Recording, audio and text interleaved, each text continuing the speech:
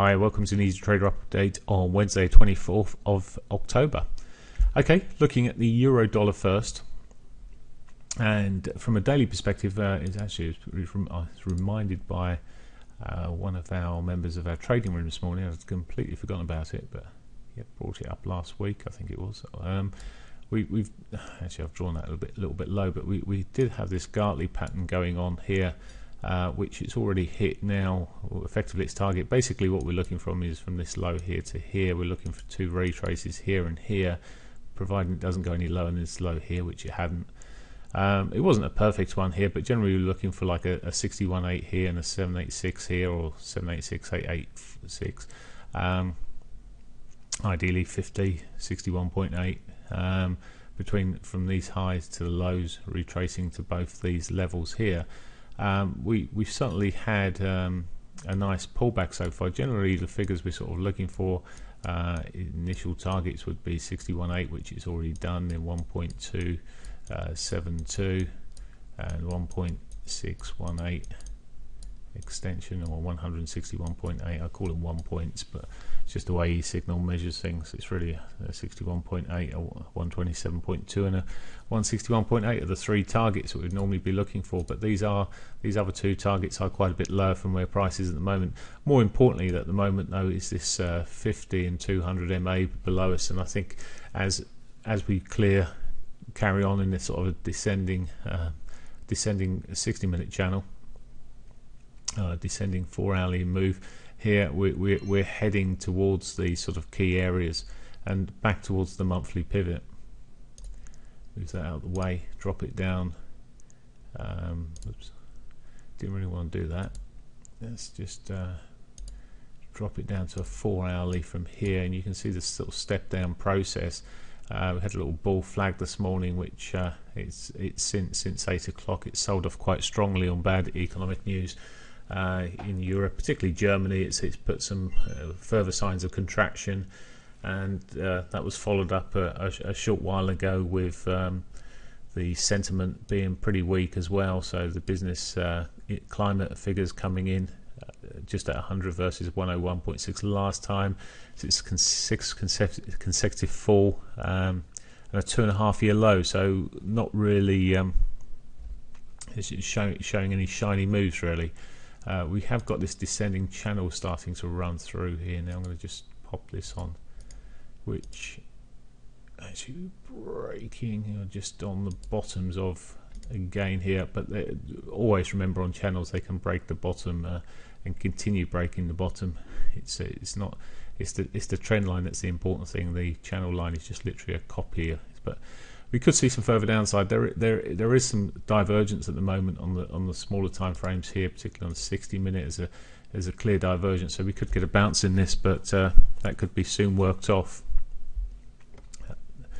It's not looking absolutely wonderful on this at all at the moment. It's looking pretty weak for now on the euro, and I can't see anything really to back it up or help it. So for me at the moment, the euro sort of remains weak, although it's got some short-term sort of areas where we may find it just sort of give us a bounce, but I think we may just end up with a bounce as we've broken these lows and confirmed lower highs all the time. So we've got two sets of lower highs.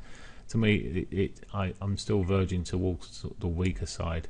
If we come up a time frame, we're really still quite choppy on a weekly basis. I mean, there is still potential for it to carry on running and get the target of this previous channel here, but as I say, the sort of short medium term, to me it's looking much weaker now at the moment, although possibly a tad oversold on some time frames. The daily is not quite so oversold. It's got plenty of room to carry on down. Okay, let's have a look at cable. Now, cable was running in this channel here. It's a similar move. It's sort of I say similar move. It didn't actually do a Gartley or anything, but it's working its way down, put lower highs in on the daily basis. It's just come pretty close to support earlier on yesterday. It's probably holding up a little bit better than euro at the moment, but there's no real signs of strength as such, and really the trend for me is still pretty down. The only thing is, when you look at this 4 hourly, it's the moving averages are all very flat, so it makes it much more neutral than probably Euro, which has got much steeper angles. So it's not so easy to determine in which way we're going to see this run. So let's just bring this back to actually have a quick look at the weekly on the time frame as well. And you see it's done this sort of flag pattern again. Now it may have done a bull flag here, and we may get at least we got some support on the weekly basis here, but it may have grounded off on those previous highs here, may just hold up. But even if it does run back up today, we've got the daily 50 just above us, and a whole bunch of moving averages. As soon as you get down into a downward trend, it's always hard for it to work its way back. It's not so often, unless there's really great news, it won't just literally cut through those MAs. It'll probably find resistance at every opportunity. But I think the Euro may just pull it down. I mean, a weak Euro zone is a weak, will effectively weaken the cable as well, weaken the pound as well.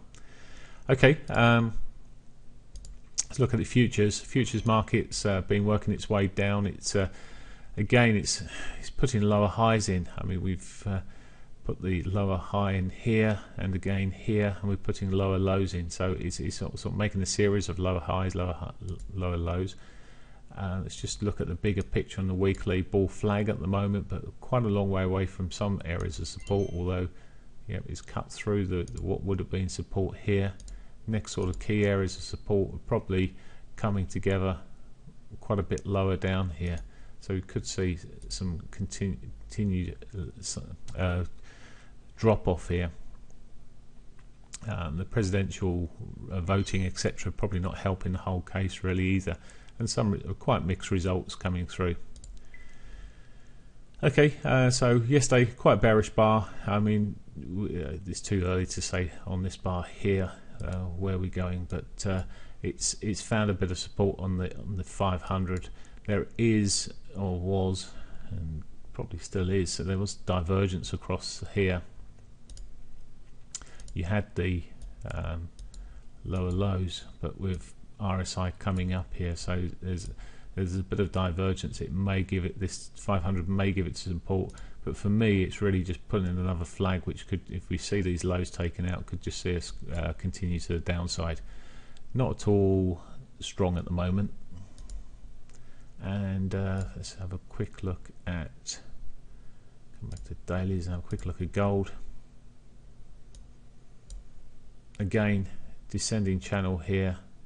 It's come back to weekly, just come out a little bit, and I mean, yes, we're in a sort of bullish flag, but it's sort of rolled over, and you just think, well, it's not a million miles from the weekly 50 here. Whether it will pull down, we'll see, but it's not looking particularly strong at the moment at all. And from a daily point of view, we sort of had a little bounce off the daily 50s, but it's not held particularly well. Often doesn't. I mean, the gold seems to ignore its MAs more than anything else. From a 4-hour perspective, well, we see we're in this descending channel again. Pretty. I mean, it's got a bit of a divergence going on this time frame. The price coming down, RSI a little bit up here, but you're just sort of watching these positions here, and they're sort of well, it's consolidation, and you just think, well, the chances are it could just carry on down in this route.